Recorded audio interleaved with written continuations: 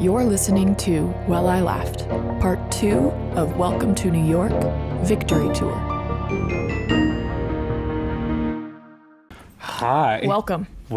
Sorry. I hope you're enjoying your January. Your January. It's January 10th. I also realized that this should probably come to the side because when I zoom in on you for reels, it like covers up your mouth and then it's weird. Yeah, it bothers you a little. It's just strange. I can be in the camera more. I'm not asking you to be in the camera more. I'm just changing where your mic is. Now that we've gotten a nice camera, I am unsure if there's actually a degree to which I can shave my head that I will feel happy enough for it Probably to be not. on camera. No, this camera is so good that it is making me self-conscious about my skin, and I'm not self-conscious about my insanely skin. different skin. I know. Which that means all of the nice things people have said about my skin for the last 6 months, those comments end tonight. And now. And it's also bad because every once in a while I wear makeup, and then so it really dumbs it down when I'm not wearing makeup, like right now, and I'm like, oh God, Maya. Did you sleep at all? It's so nice that I don't have any hair or makeup products, you know? That I don't have to ever pack it anywhere or do anything with it. It was one time. And in your defense, you were lashing out in defense. I was, yeah. As I was like, why are you bringing so many things on this trip? You mean you can't just walk out of bed and then walk into public anytime you want? Fuck you. Hey, sometimes my beard's a little prickly. There's a little water, just kind of... Yeah, that's what Casey like shoves his head under the sink and then he's like, okay, I'm ready. And I'm like... Casey and I are very different in a lot of ways, though. He has hair? Is that what you were talking about? Well, I think Casey just operates at a baseline that is always aspirational for me. Just kind of different gauges, you know. I move through a lot of spaces, like, completely invisible. Like, world's most generic white man. And I am so grateful and aware of that privilege, okay? Mm-hmm. I'm just trying not to be so disheveled that people are like, wait, do you see that weird blob? It looks bad. I want to remain anonymous in most of my places. When I feel confident, I make a lot of eye contact with people, and I'm fully aware of that fact, because when I'm not, I'm just like staring directly at the ground. I make eye contact with people when I want to tell a story and I don't feel like they're cooperating because they also want to talk. But then usually when I'm moving through a space, I'm just spending most of my time pushing chairs in because I'm a teacher. I'm like, well, we can't leave the space like this. What will the people think? Exactly. I've told you this before, I think, where I've like laid out the plan for an evening together with friends. And at the end, I finished it with like, okay, any questions? And my friends have had to be like, no, not a lesson. Nope. You didn't just assign us anything. We're going to go to a bar. That's what we're deciding to do. And I was like, right. It's just hard to turn off sometimes. Yeah. Yeah. That's super fair. Thank you. I got a lot of comments this past weekend. It was so busy and I want to die a little bit. I also completely forgot that we were recording today. At 2 p.m. I was like in the middle of like packing Christmas gifts for people and I was like, holy shit. I don't even know what story I'm covering. The arc of this little project, this venture between you and I, you can tell has I'm a little gone burned out right now. Full circle from us not knowing what we're doing to like really kind of being on top of it. Yeah. But then now also trying to like professionally respect and not like micromanage or patronize the other person. You haven't texted me on a Wednesday to post the visuals in like at least 3 Wednesdays. I know, it's true. Because you started doing it. So there was this, because I put a Google Calendar notification on my phone that was before first period. Perfect. Oh, nice. Yeah, absolutely. It actually usually dings right when I'm in the parking lot, which is my cue to leave my car. You're like, you gotta go. For the day. There's like a... And you pause, Carly Rae Jepsen, of course, and then you go in. Anyways, I was thinking about this morning being like, can't wait for tonight or something like that. It's like something vaguely podcast related without being like, are you ready? And I was like, she doesn't. And I go, who am I to remind Maya about these kind of things? I'm sorry I didn't do that. No, it's really okay. There was stuff that I needed to get done and I'm glad I got it done. Good. And also I did kind of have enough time to research this story. I don't know. We'll see.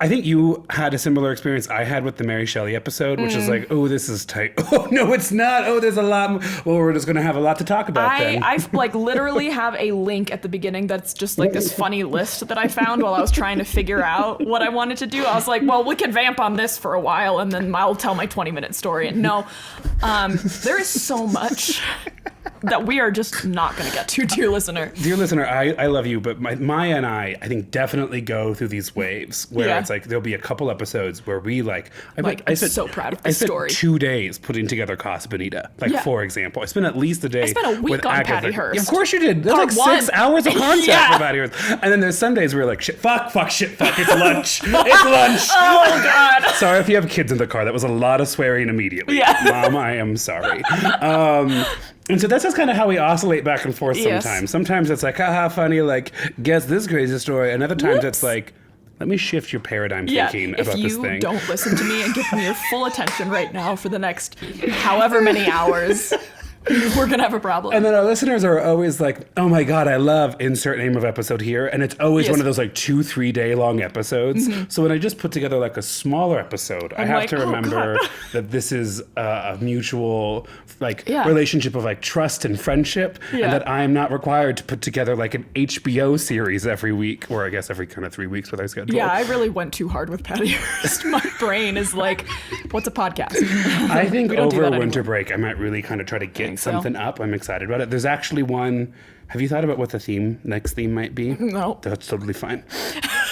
I think whatever it is, it's going to be one of those episodes where I just push the theme into the story that I want to tell you. Yeah, this one was kind of hard to push I couldn't go through my list and just like find something. Sure. We're going to talk about Taylor Swift's net worth, right? That's it. To That's New York. Literally the entire episode. That's it. If the theme was hard, your fiance and 2 best friends told me to do this one. Yeah.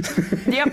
I had alternatives. I mean, it's fine. It's a good challenge. Kelsey is known for challenging. Good. Well, that's how we grow. Yeah, one time she told me my emails weren't professional and I almost cried. Actually, privately in the car later, no, though, she didn't tell me my emails weren't professional. She told the president, who was technically my boss at the time, to tell me my emails weren't professional. And I didn't think she thought that he would then tell... Yeah, Kelsey told me to tell you this.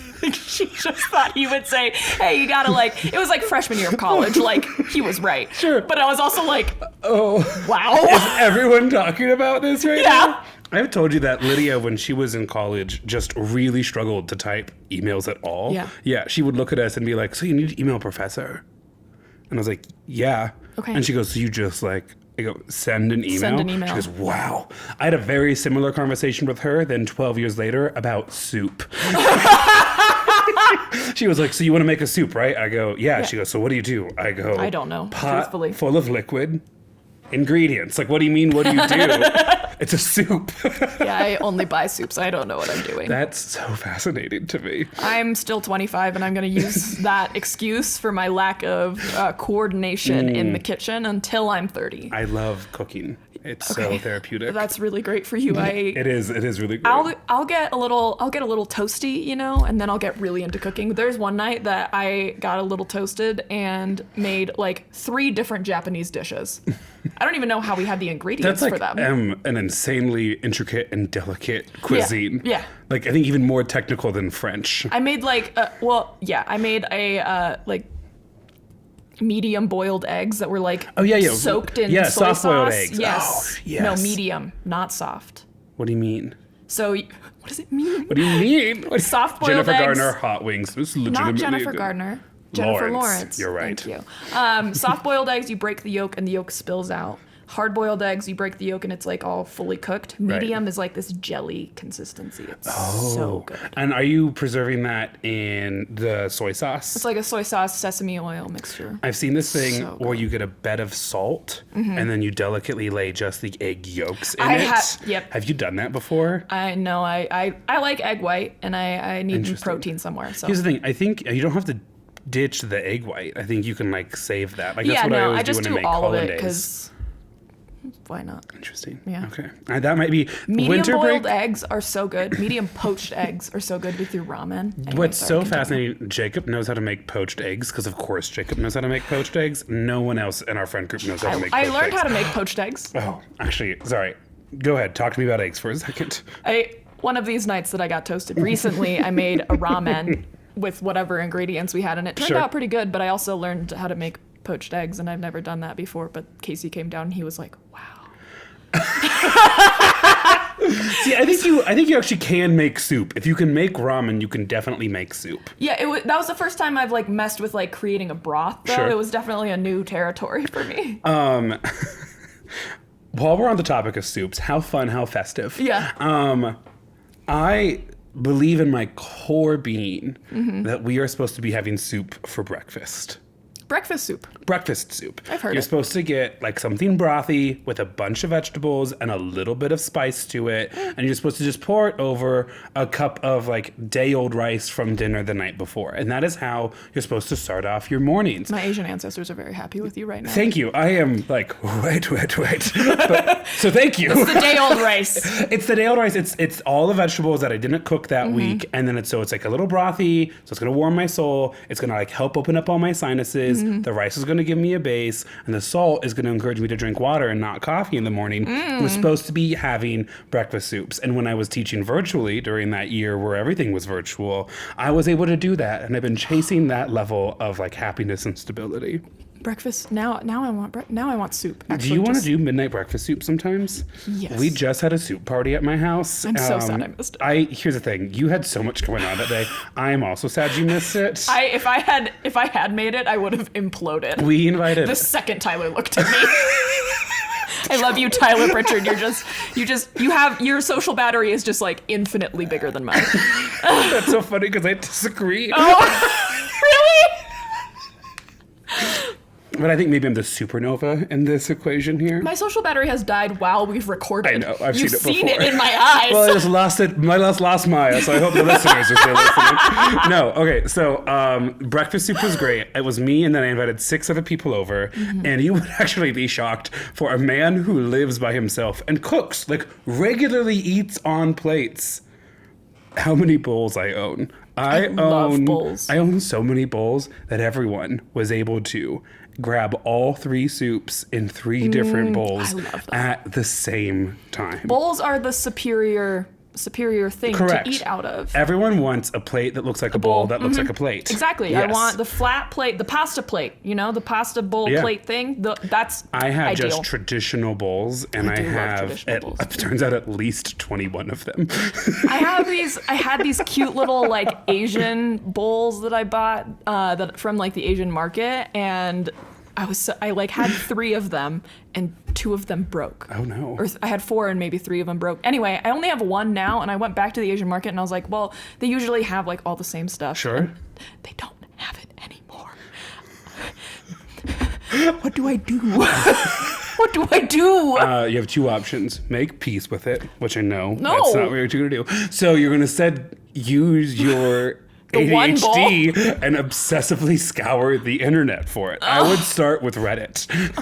Is it from H Mart? Is that where you got them from? It's from Pacific, the marketplace. I call it Sakura Square. It's in Sakura Square, but it's not called Sakura Square. I think you need to investigate and find out who their distributors are.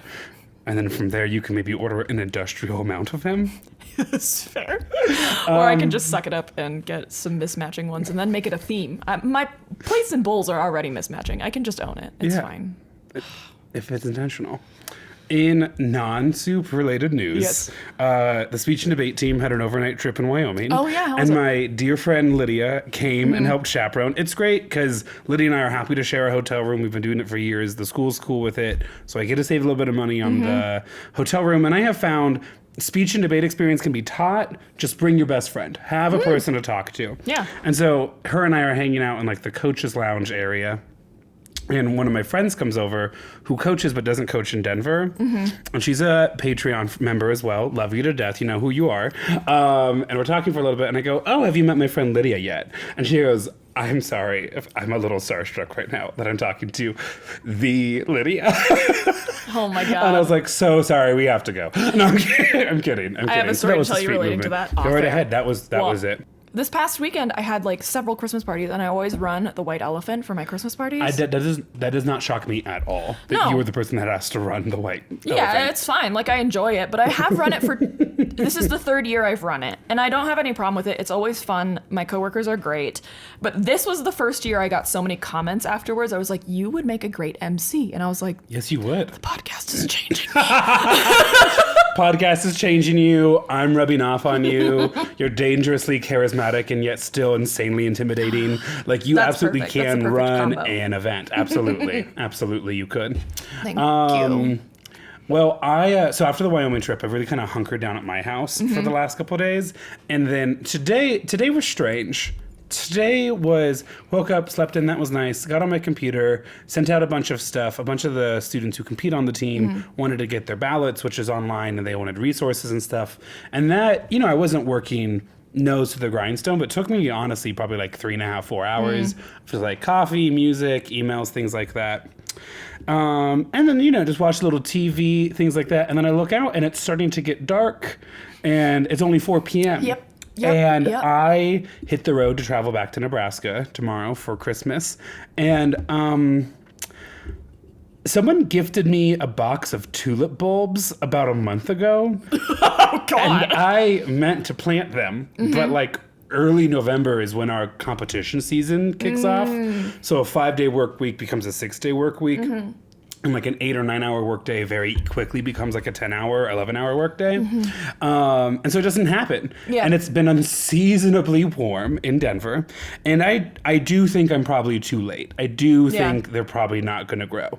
But I know they have a better chance of growing in the ground than in a box on my like washer machine. Yeah, that's super fair, actually. And I leave pretty early in the morning. I'm going to try to go on a run so that way I have like a little bit of movement in the morning before like the 7-hour car ride. Yeah. So like planting tulips and digging like a 6-inch deep trench just isn't really on the schedule. And so I was like, oh my God, it's getting dark. I have to do this right now. And so I throw on just an insane combination of like t-shirt, shorts, like old backyard shoes, right? I grab a huge spade. I flip on my front porch lights, but want just a little bit more light. So I open up the blinds and turn on my Christmas tree, which is in front of my window.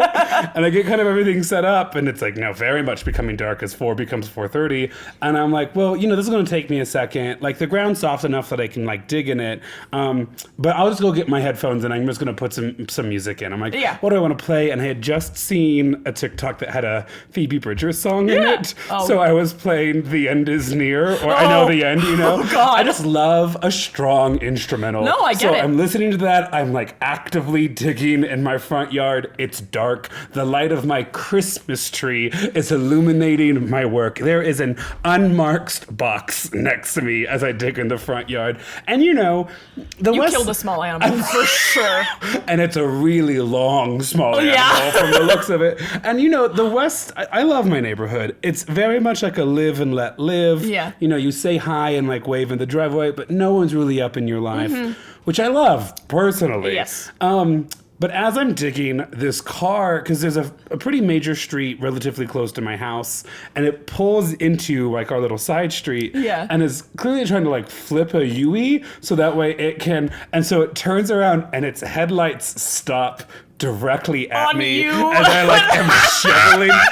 It's like the end is near, da, da, da, da. And I'm just like Christmas tree lit up box. I'm now kind of covered in dirt because I've been getting on the ground. And it's just like headlight beams, boom, directly on me. And then it kind of like backs up again and then goes back the way it came. They're going to be talking about that all month. It's December 20th or December 19th. One of those 2 days. Yeah, it's the 19th. They're going to tell their entire family about that experience. It was a nice cart too. They were like, holy shit, Listen, I think... They were like we're in the wrong neighborhood. We're in the wrong neighborhood. Which I love my neighborhood, but my neighborhood's like a working class neighborhood. Yeah. I mean, a single public school teacher was able to afford a home in at least back in 2019. Yeah. So it's like, like there are certainly nice cars in the neighborhood, but that's not the like default standard. So my gut reaction is that they weren't in their neighborhood and they just turned the wrong street too soon, too late. That they were legitimately turned around and in the middle of their confusion saw me. That's horrifying. I would be so scared if I accidentally turned into the wrong neighborhood. I'm already uncomfortable. I'm a little stressed, figuring out how to U-turn. And then I see a large, bald white man exactly it too. digging a trench in his front yard. Like I am like honestly like insanely welcoming, I think. Quite like I don't think this is an act. Like I really am like a man of the like I want to be friends with everyone. But I'm bald, bearded, and pretty big, I fill in a door frame if I want to, And so to see me gripping a shovel as I like pant a little, because, I went from doing nothing to immediately doing that. Yes. I think I gave someone a really fun story. I think you did too. And I just kind of, there's a certain element of like, look at us, look at life. Look, isn't life crazy? Look what's going on right now. And as soon as I got back inside, I was like, okay, we're going to have to tell Maya about what I just did. It's 4:45 and I feel really weird. And so I washed my French linen tablecloth and then took a shower with my body moisturizer. Really just kind of like counterbalance. You were like, and I'm really gay. The like weird yard work. And I stopped listening to Phoebe Bridgers 2, put on something else. Kind of got myself reset. And then after I got all showered and stuff, if you could please pull it into the camera frame now, I sat down in my office / storeroom / the room before my bedroom / my gift wrapping room. This gift paper is very pretty. Thank you. And it's so pretty, you can almost ignore how bad of a wrapping I did on it. Say anything. Here's the thing. Is this good? No. The wrapping paper is good, though. Is this the best I can do? Yes. Okay. Like, look, there is... In most places, angles. Here's the thing, though, is that this is a box. Like, this is objectively the easiest thing to wrap. Girl, like, no. Like, it's not even like it's a weird shape. This is also why I was late. This took like 40 minutes. I sat down and I had the exact same sentence you just said. This is a box. It cannot be that hard. And then Phoebe Bridgers is back on. I'm like, God damn, I have to cut more off. I can't fold it. I'm so excited to wrap your gift because it's going to look great. So anyways, live on air, and maybe we'll cut this. I don't know. Yes, I want you to open it. Yes. Okay, but you have... Grant's actual gift isn't here yet, so I made like little candles for everyone. And if so you're he got the candle. wondering how cool this wrapping paper is, so it's a bunch of national park stuff. Yeah. This is kind of like an ivory white. They do a different one that's in this kind of forest green, which is wonderful. And I bought it from, I know we always joke, no free advertising, but the Parks Project. And a lot of the proceeds from the Parks Project goes to help fund projects in our national parks. And so you're about to see my OCD in full force as I unwrap this gift. And you will realize how unevenly cut it was. Look at this. Did you tear it? If you got one of our postcards, you know that there's some like kind of fine motor skill that I do not possess. What is this? My best attempt, Maya. There's just a random triangle cut out of the side. There's too much. I gotta cut some of it back. There's too much, but I'm also afraid that I'm going to cut too much back and have to restart everything. So it's like cut a lot, but gotta leave like a little flap so you can like fold it a little bit. I do not get how people can just perfectly wrap presents. I do not have the ability. A lot of anxiety, I think. I don't know. I do it. To my credit, like that entire thing is held together by like 2 pieces of tape, though. Like it is. No, you use the correct number of pieces of tape. It's when they use like 10 or 12 that it's like. No, you fucked up. 1 year for Christmas, because I've shared that like Christmas gift giving is like a love language in my family.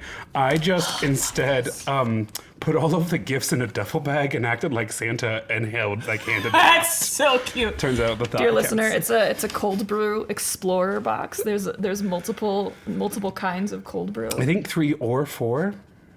Oh my god, I'm so excited. So it's my first time ever getting this gift before. I am pretty sure the bag will live in whatever container you decide to use to cold brew, but then ultimately is biodegradable. That it won't live forever. So it's environmentally friendly. About this, I think. And you should get a couple different kinds of cold brew. You can tell they shipped it from a place with lower altitude because all the boxes were popped open a little bit when I got it. Oh, it's so cute. It has 3 different kinds of cold brew. I'm obsessed. I love coffee. Can we see what they are? My fear of not being able to get it back in the box kept me from really exploring. Oh, no, there's one that's, what does it say? Cold brew bright? I don't know what that means. This is cold brew balanced. Oh, so maybe they have like different cold brew bold. Oh, here we go. Bright, balanced, and bold. Bright is a light roasted African coffee, fruity and floral. Balanced, medium roasted, balance between chocolate and nectarines. Ooh. And then dark roasted coffees, bold, rich flavors like dark chocolate and cacao. I'm so excited. Thank you so much. You're welcome.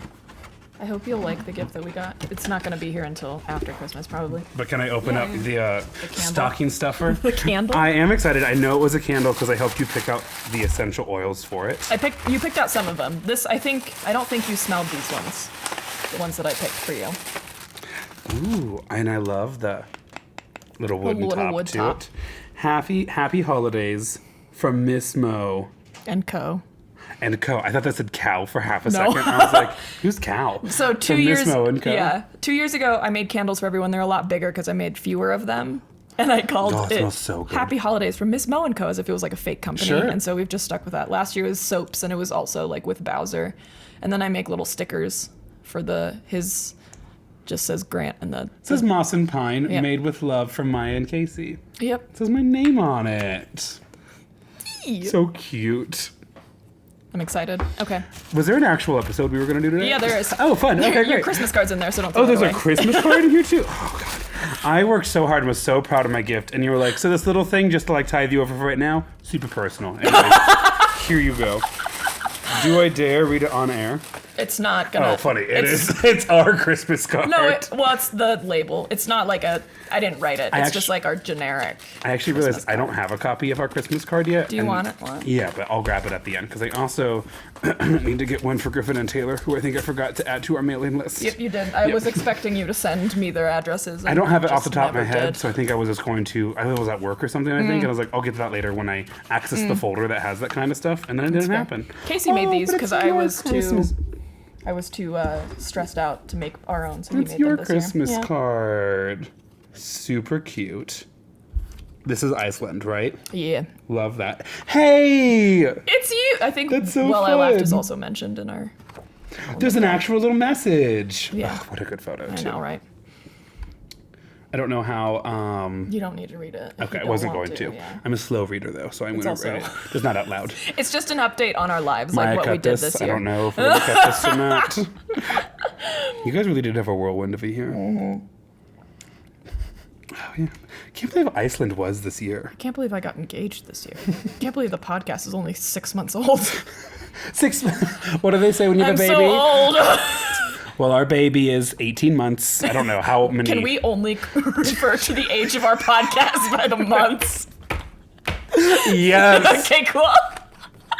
So what does that mean? It's mostly self-funded at this point. Yeah. Absolutely. Developmentally, it's a little bit ahead. Top 1% of it.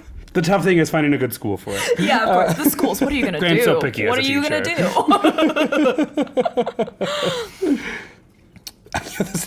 You went international twice. I did. Yes. Well, one of them wasn't paid by me, so that really helps. Esteemed. Wow, I've been called a lot of things. Esteemed almost never. The first draft of this was like one of the best podcasts in the U.S. And I was like, take that out. Okay. Take my artwork off the fridge. I was like, you Super have cute. no way to prove that. There's no quantitative evidence. Get out of here. Anyway, would you like to get into the stories? Yeah, I actually cool. really would. I'm not trying to delay it. No, it's fine. We have this thing right when we get back from not having seen each other for a while, or right before we know we're not going to see each other for a while. We're only not going to see each other for like a week. We're seeing each Right. other again in like a week and then we're going gonna to spend like a weekend together. Yeah. And not just a weekend, but New Year's Eve. I had a friend reach out. Hey, just before I said yes to any other plans, are you hosting your New Year's Eve party again? That's how wild last year's was. Last year's was fun. You were there. Yes, you were there because I burnt my hand on the candle. And we made that video. Yeah, we made a lot of videos. I told you my friend went home and took a bath and dropped his phone in the bath and started off January 1st having to go to the Apple store. Oh, that's the worst way. Who goes home and takes a bath at 4 a.m. on New Year's Day? If you're drunk, I can see it.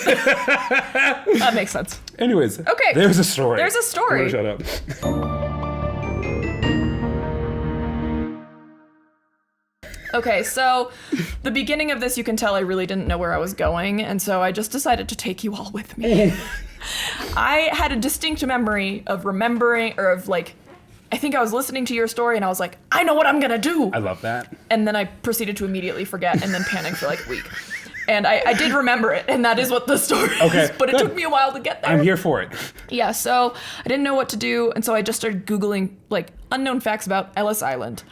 Oh. What do I do? Oh. Yeah, so Ellis Island, fun fact, was used as a detention facility during World War I and World War II, which I did not know. In World War I, it was used to detain potential alien enemies suspected of having pro-German sentiment, and in World War II, it served as a prison for suspected Nazi sympathizers. Oh, wow. Lots of Germans, apparently, stayed there. A lot of due process, it sounds like. Yeah. A lot of suspected in Suspected, yeah, exactly. Ellis Island became more well-known for, and this is a separate fact, but somewhat related. Ellis Island became more well-known for deportation than immigration around this time. So there are many suspected communist and political radicals that were held there as like a prison during the Red Scare, and notably anarchist Emma Goldman was detained and deported there. And my story was initially going to be Emma Goldman, but I pulled up her Wikipedia page, and that girl's long. The Wikipedia page is long. There's a lot going on with her. It was fascinating, but I was like, I don't have the time. It's like, I don't even know who you are, but you really just kept going until you got deported. Tune in next week to Grant's episode, Gold Rush, the Emma Goldblum story. No, I'm kidding. I cannot make that promise. Oh my God, it was nuts. But I want to cover her at some point, or maybe Grant will. I truly don't care. She does deserve a spot. She did a lot. Some of it good. She interacted with Margaret Sanger. She was like she ran in those circles. She ran in those circles a little bit. She like incited riots and like did all this shit. She was like, she went to jail a couple times for teaching people how to use contraceptives. Wow. Mm-hmm. Okay, so she was kind of a badass. She was maybe involved in some assassination attempts. When I tell you... I'm laughing at both what you just said and Maia's face as she said it. It was a saga. I kept scrolling and I was like, wait.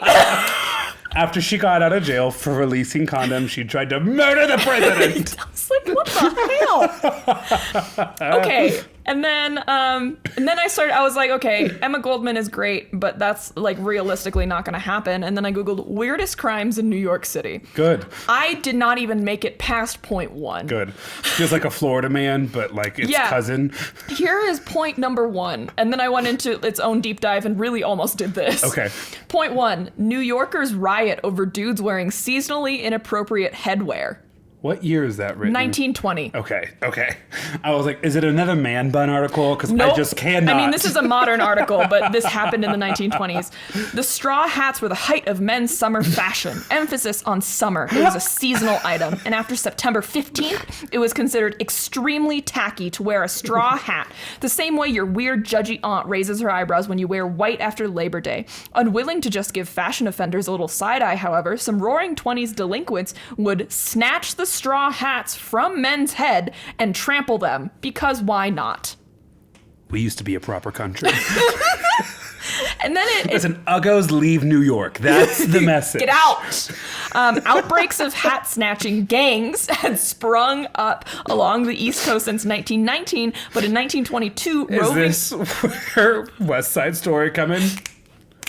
Out of the shadows. His hat. Roving bands of hooligans terrorized the streets of New York in a 3-day-long, full-on straw hat riot. If you Google straw hat riot, it has its own Wikipedia page. I love that. Hundreds of young men roved the streets, getting into fights and massacring each other.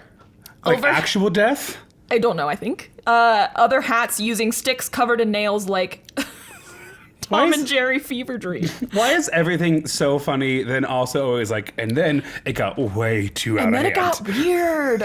No one was killed. There were several injuries. Okay. No one was killed. Okay. And then later on, I realized that I had put the link to this article in my notes and was like, I didn't even read it. Like, what happened here? And by this article, you mean the hat snatching article? The article about the weirdest crimes in New York City history. Perfect. And so I scrolled down one, and I read this one and said, I don't need to read all of this. This is too much to unpack and right now. And I have found it. Number 2 is dude robs pizza makers, steals wrong dough. He literally... Did he steal cash? He was trying to steal cash. Instead, he stole a bag of flour. But was it like sourdough starter? Because those things are huge time investments. No. Also, real quick, can I share... Yeah. I'm excited about this episode because it has a very similar origin story to my Mary Shelley episode, which was I was trying to find something fun, interesting, weird, and I was reading a lot about Lord Byron, and there was just like too much, and I was having a hard time finding the thread piece, and then it was like, wait, what's this little anecdote? Perfect, Mary Shelley. Let's talk about her real quick. Yeah, so at some point, I think I went back to Emma Goldman, and I was like reading through her stuff and Googling her a little bit.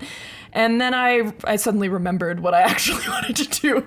That was like a good couple hours. Okay.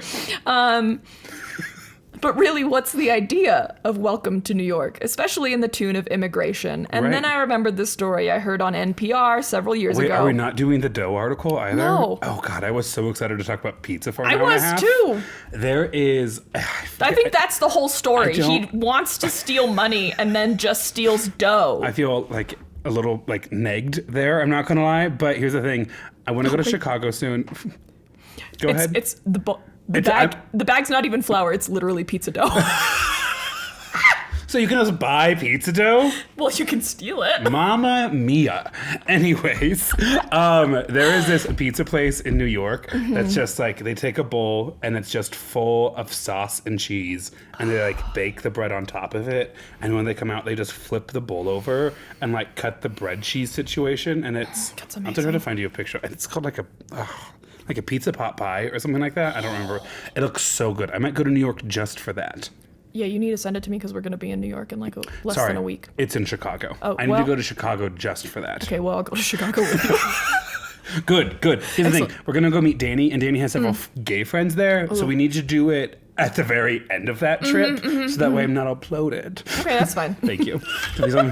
Maya, we got to stay out in this club right now. Just think about pizza pot pie is tomorrow, okay? We only have to be hot for like 3 more hours. Here's the thing. The way that we traveled, at least in Europe, is that I run the podcast, Grant runs our vacations. I didn't know where we were most of the time. We were at a bar, and I looked around, and I was like, I'm one of 2 women here. What's happening? And he was like, oh, it's a gay bar. And I was like, cool. Why is there a flag with a bear on it? And you were like, it's a bear bar. And I was like, cool. And then continued on with my night. What about the many levels of stairs we had to go down that made you feel like this was a reputable institution we were walking in? Anyways, dance with me, Maya. It's Britney.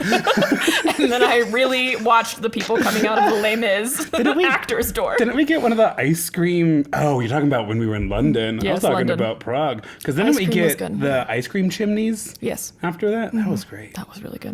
Okay. So wait, hold on. So what's the crime that we're actually covering? It is technically a crime. It's not like a crime. Okay. So I heard this story on NPR when I was driving with my dad to an Asian market like in 2020 or something like that. I remember it so vividly. And so in 2009, we're in New York City, and there's a woman named Anna Chapman, and she is just moving to the Big Apple. Wait. I think you might know. Do I? Maybe. Go ahead. It's very possible. So Anna Chapman is moving to New York. She had previously lived in London. She had met her husband, Alex Chapman, in 2001 and had lived with him from 2003 to 2006 when they divorced and went their separate ways. And in London, she was an investment banker, but she was trying to become an entrepreneur, wasn't having much success in London, and so she moved to New York City. She's technically a realtor, and so she's looking to expand her business. It's called Property Finder, LLC. And it is... it's kind of like Zillow, it seems like. Okay. But it's made for rental units. Are we about to cover Inventing Anna? No. Oh, okay. Cool. Anna Delvey is a real person. Delvey was her last name. Yeah, not Anna Chapman. There are some similarities. The level of stress in my body just went down considerably. I knew there was a moment. Those kind of stories always stress me out. Yep. No. There are some similarities. It is not Anna Delvey. So she's looking for partnerships for her company, Property Finder LLC. She claims that it is valued at $2 million, I think. And so she meets up with an up-and-coming CEO who is also into real estate. And his name is Bill Staniford. He's the CEO of Property Shark. Bill is an ex-Marine. Property Shark is very similar to Anna's company. I couldn't really figure out what the difference was. From what I gather, it seems like Property Finder was more... I'm not sure if maybe Property Shark wasn't online at this time. Sure. Property Shark is online now. It is very much like Zillow. Property Finder, from the way it was described, seems like it was maybe geared towards rentals, whereas Property Shark would be geared towards like buying right. properties or investment properties or something like that. Hers was described as a real estate search engine for prospective buyers, so maybe not. And then Property Finder is described as an online real estate listings aggregator. Chapman and Staniford ultimately strike up some kind of a deal, and they do business together. They become business partners. And by this point, she moved to New York City in 2009, so she's meeting him either late 2009, early 2010. Later, Staniford will be quoted about their first meeting saying, quote, "She walks in with this other guy, and I'll tell you, as soon as she walks in, I don't remember anything else. She knocked me out. There was something about her." So she's hot. Yes. Okay. I think it might have been the red hair or the way she walked or her body. Gross. I was immediately like, my game's fucked. I can't focus on anything. She kept on talking, and I just kept on staring at her. It is always wild to me that people like that are in charge of millions of dollars and also our country. This woman just walks in. From what I can gather, there was no vetting done. I was just about to say, this is why gay people are supposed to run the country. But gay people and women, I think. But you saw the recent news article, right? No. About the... two young gay... Oh, do you not know this story? No, I don't think so. Oh, we've had very different weekends. This is all I've anyone been could talk editing about. most of the weekend and or recovering from being an MC, apparently. I am sure this news is now old news by the time this episode gets published, but very recently, a video was linked of two young men engaging in the hanky-panky in the U.S. Senate hearing room. Yeah, we can't trust you. Nope. I don't know what else I can or cannot say about that that video right now. It was what we talked about at the dinner party. Oh God! I can tell you that much. I think lesbians should run the country. I think but that's I don't true think too. they want to. No. But I think that's why they should do it. You know? Yes. Yes. Okay, so Stanford wants more than a business relationship. Of course. Obviously. Right. And tale as old as time. There's another quote. I think it's from another source, but this person says she had a way of entering a room that seemed to turn even the most focused businessmen into lovesick teenagers. And then there's a co-founder also in the room at this time of this meeting, Matt Haynes, and he had a similar reaction. And he said, "I found myself completely incapable of thinking." Who is she, like Jessica Chastain? Like, who I'll is show this you a person? picture in a moment, yeah. Haynes remembers Chapman as being very interested in the inner workings of Property Shark. But don't worry, these stupid men aren't going to give up their secrets. He's quoted saying... Only their pants. Yep, he's quoted saying, "I know how to think with my brain and not my dick, Right. but..." And that's the end of the quote. Okay. But ... But I then had another glass of wine, and then I was like, so here's our rowdy number. Yeah. And you do with that what you will. So anyway... Even though I trust you. Chapman and Staniford ultimately end up in a romantic relationship. Staniford will later admit he was in love with her and believes that she was also in love with him at the time. He takes her to Las Vegas. They spend time at his place on the Upper East Side and at her place, which is near Wall Street. He remembers in her place she has pictures of Audrey Hepburn, Marilyn Monroe, and Frank Sinatra on the walls. They go to nightclubs and fancy restaurants together. They're kind of remembered as being a carefree couple. Sure, they're out and about Very happy around town, and having a great have time. a lot of money, apparently. And one of them is gorgeous, Yes. and the other one likes that she's gorgeous. Exactly. You're going to show me a picture of how gorgeous she is here soon? She's so pretty. Okay. Yes. Anna Chapman seems to draw people to her. And with that, rumors of the New York elite, right? And That she's like sleeping her way to the top. No, just rumors about her because they don't really know where she Oh. came from. She moved here and suddenly she's with one of the biggest CEOs or one of the most prospective CEOs, I guess. Here are some quotes about her. I heard that she was a multimillionaire or even billionaire. The rumors are she came from tremendous wealth. Here's another quote. Chapman was always very, very well dressed. The best dressed, the most elegant in the group. Do you have something to say? I hear she does car commercials in Japan. I had the exact same thought. Like when you said spreading rumors, I was like, sure, like she's successful and so they're undercutting her like in a sexist and misogynist way. No, it's a Mean Girls reference that they're making right now. I was like, I want to reference Regina George again, but I recognize. She wore army pants and flip-flops, and now on Wednesdays, we wear army pants and flip-flops. No, obviously Wednesday they wear pink. But. Yes, exactly. But so that was some of I was like, is she Regina George? She was always very flirtatious and sweet. When someone saw her out with Staniford at a club, they said, quote, when I saw them together, I thought, she's too good for him. Nice. Here's another quote. She was one of the sweetest ladies I've ever met. Everything about her was so sincere, so sweet, no tricks up her sleeve. I don't think she had a bad bone in her body. She was also gaining traction on social media, or at least like the people who knew her were all friends with her. Her social media feed was full of pictures of her at the hottest clubs, at the coolest bars, meeting the most well-renowned people. So Staniford and her get comfortable together, right? They get comfortable with each other's routines. Bill runs his company, and Anna runs her company from wherever she can like set up internet. She's basically self-employed, an entrepreneur, right? Every Wednesday she goes to a Starbucks or a Barnes & Noble or somewhere else with free local wireless. So. Wait, every Wednesday she does? Yep.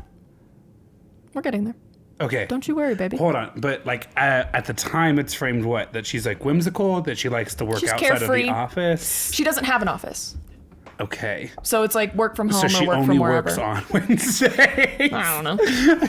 That's like the point. That's like the day that she goes out. Maybe she goes out more often, but that's the day. That We have one friend, and you know who I'm talking Yeah. about, and this is not how I think about people who work from home. I have known and I love people who work from home, and y'all work. We have one friend who I don't know if their company knows they're still employed by them. Every once in a while, I talk to them, and I'm like, wait, What did you do today? When did you have time to build this birdhouse? Like it's shit like that, but every day. Yeah. I heard a story, and they're like, yeah, I woke up at 10 a.m. the other day, and I was like, oh, that's probably too late for a work day. And I go, did no one check on you? One time I went very early in my career, and I'm not proud of this. I woke up to a phone call from work, and they were asking if I was planning on coming into work that day because it was 8:05 and class started at 8, and I had not set an alarm that night before, or had like slept through it or something. Mortified. It's only happened horrifying. once. Yeah, it's the worst thing ever, and I managed to live through it because I'm brave and strong. And I am now apparently in our friend group the only one ever at risk of having that experience. But it's really fine. true. It's fine. I have meetings that I like know I need to like, so that's what really gets me up. But Sure. other than that, it's free reign. Anyway, that's getting cut. So back to the story. She's running her business with her wealthy husband. Is property manager or Yeah. property finder? Is that what it was called? Property finder. It seems like they're working on getting this website up and running. Okay. Anyway, so June 26th, 2010. She's been in New York for somewhere around 6 months. Probably a little bit more. Anna's going to a meeting with someone named Roman at a coffee shop. Not unusual for her, as she's a self-made entrepreneur. Sure. A little while later, she leaves the coffee shop and makes her way to buy a cell phone. She has a cell phone. She's buying a cell phone. And seems to hurriedly make a lot of phone calls. With the new cell phone? With the new cell phone. After several phone calls where she seems to be distressed, she makes her way to the 1st Precinct Police Station in Lower Manhattan, where she turns over a fake U.S. passport, which is not for her, it's for someone else, which had been made for another... So she turns someone else's fake passport in. in. Okay. She is then arrested by the New York Police Department. What do you think happened? Money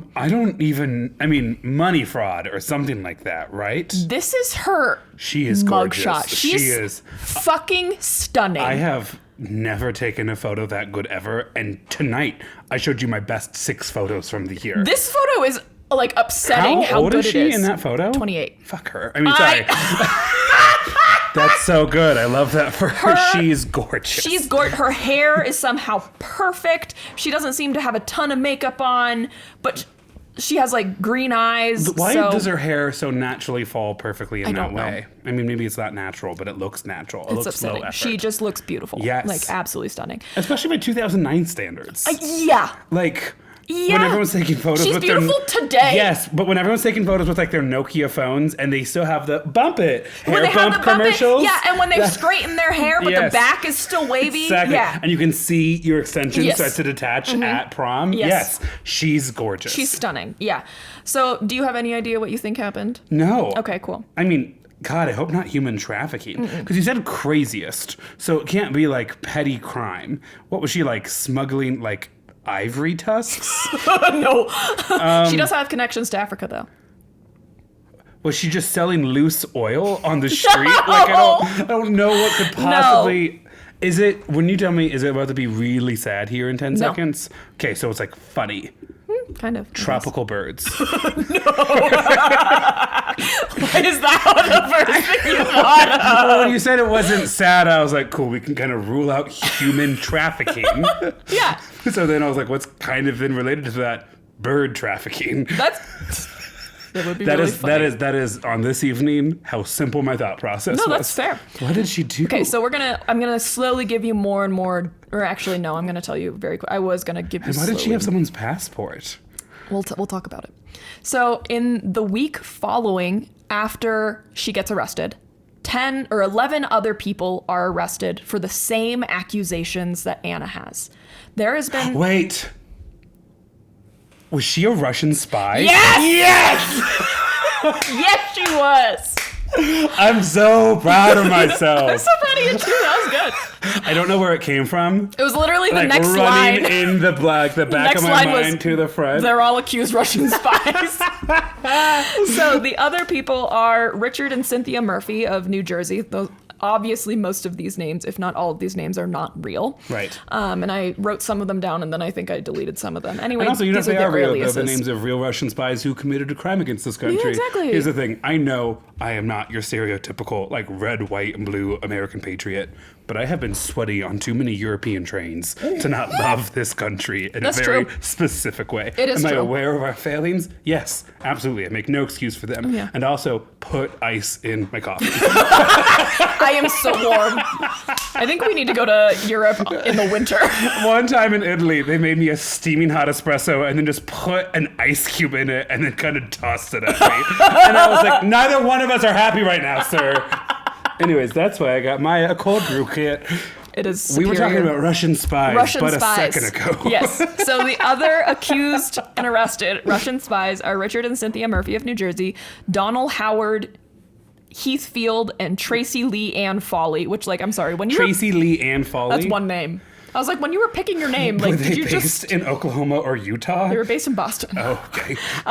Michael Zatoli and Patricia Mills of Arlington, Juan Lazaro and Vicky Pelaez of Yonkers, and Mikhail Semenko, who was also in NYC, I believe. So it's a whole East Coast network. Yes, it is. And then there's an 11th suspect, Christopher Metzos. He is kind of their, like, overseer. It seems like their paymaster is what they called him.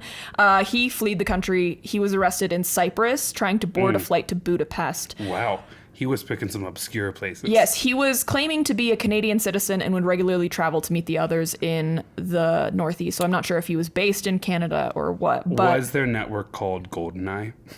Or whatever Ian Fleming kept using over and over again? I wish it was. If this is your first episode with us, I'm sorry for all of the, like, intricate Random jokes. inside jokes, It's mainly for us. There's some drama with the arrest of Metzos. I read it on one article, and I just had so many articles open and was trying to finish the story, and I don't think I ever followed up and finished it. I think there was some issue where the U.S. wanted to extradite him back to the U.S., and they, like, said no or something, and there was some issue there. Anyway, the U.S. does have 10 of the 11. Okay. You have, like, almost the full football starting lineup. Yes, exactly. Of treason. All of these people were allegedly working to convert Russian spies on long-term deep cover assignments to obtain information on nuclear weapons. They were clandestine clandestine network using Cold War tactics such as encrypted Morse code messages, brush passes, and invisible writing to send intelligence back to the Russian government. Okay, so I have obviously a bunch of questions. Yes. How long is long term? Why did Anna turn them over? How are they approaching and recruiting people, right?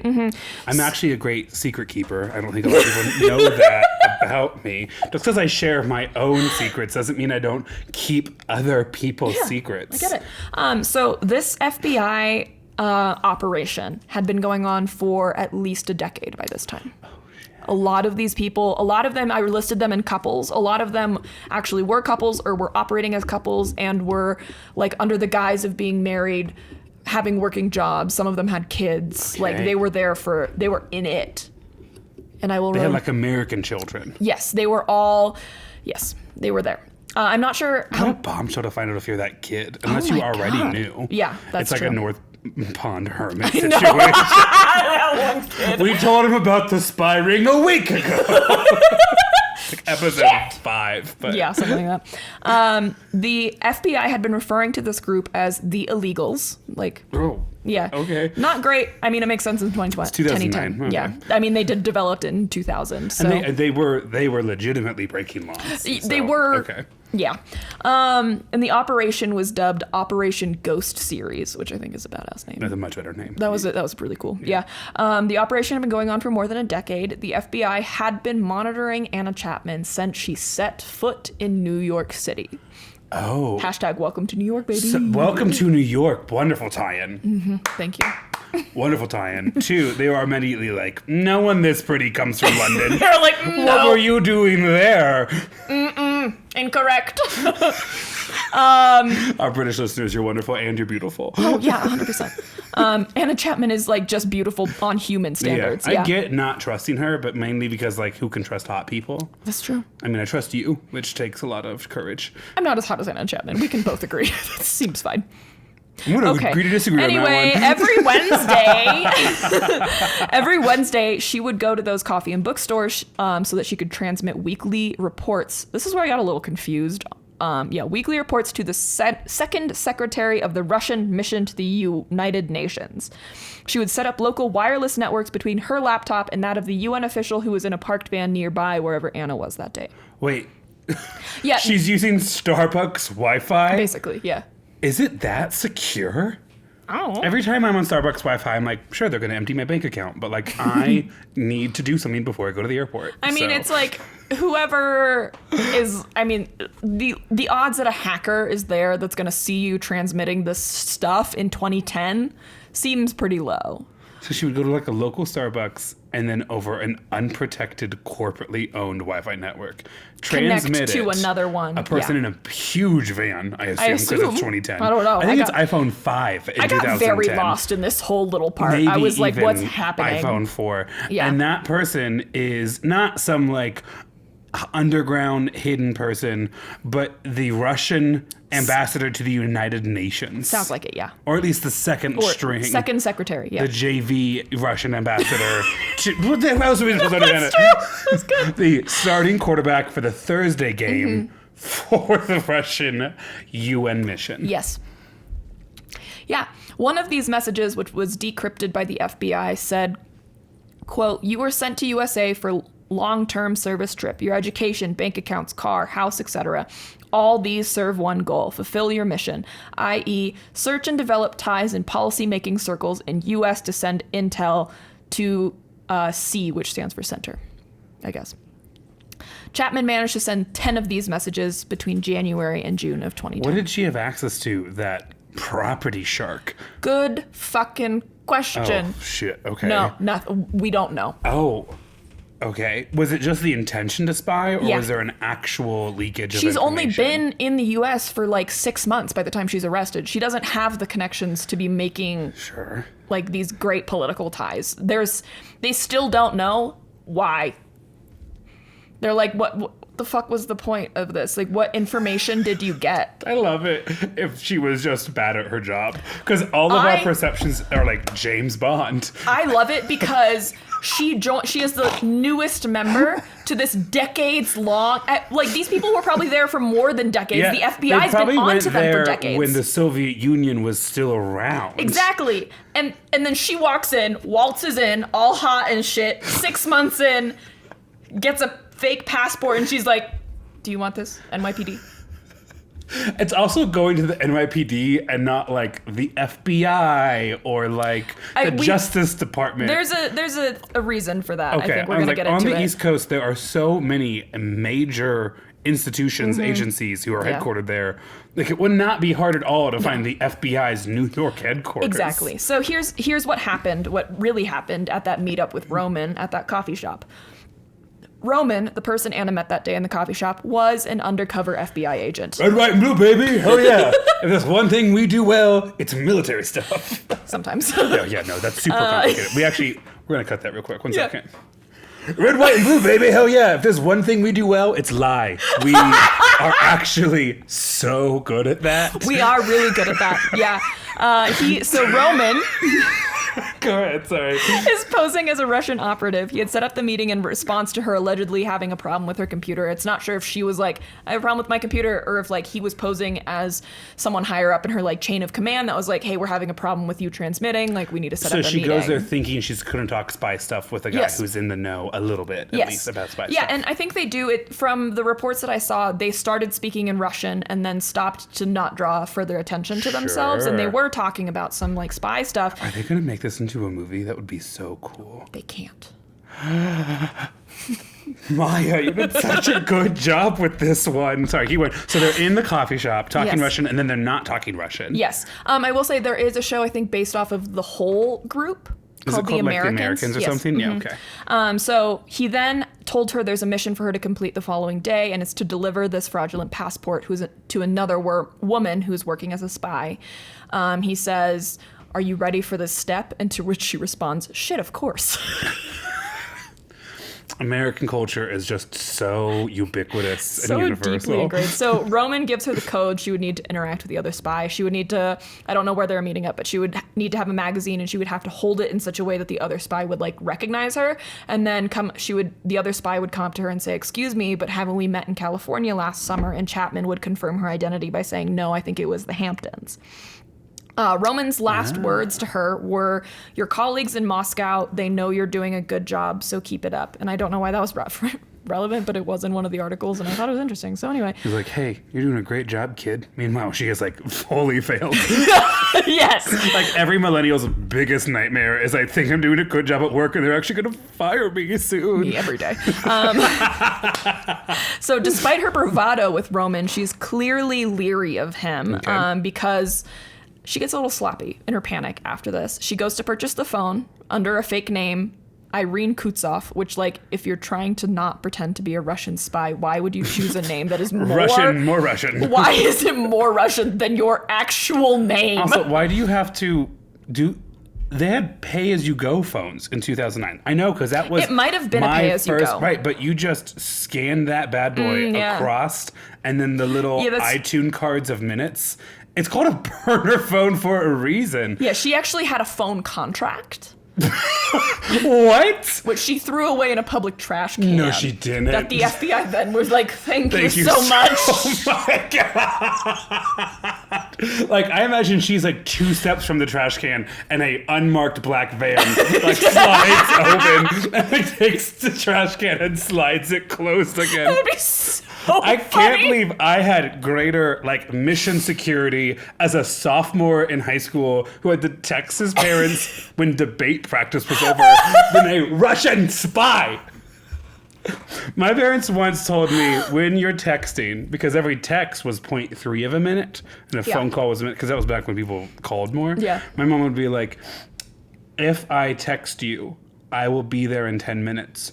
Don't text respond back, okay, it's not worth the 0.3 minutes. That's how you know fair. I was solidly middle class. Same. Enough to have a phone, not enough just to use it. Do you remember like texting? It was after, I think, texts were like minutes, but it was when you would text and see how many texts you had left for the month. A little bit. I was also a big one remember for me. after 9 just going nuts because it was like free after 9 or I didn't something have like that deal. I also remember a little bit. Now, I was okay at this. I didn't have enough time to develop the skill. Some of my friends were really good at this, where you could take a phone out, and because you had to T9 it, the little bump on the 5 meant you always knew. And so I had friends who could fully like text like in class under their desk, because the phones aren't huge, shiny, like bright computer screens, but there's little palm things that were, when they were working, a dingy yellow. And they could just like glance at it real quick and then pump. I could do that. I did have a T9 for a little bit, but I think it was before I was able to text. My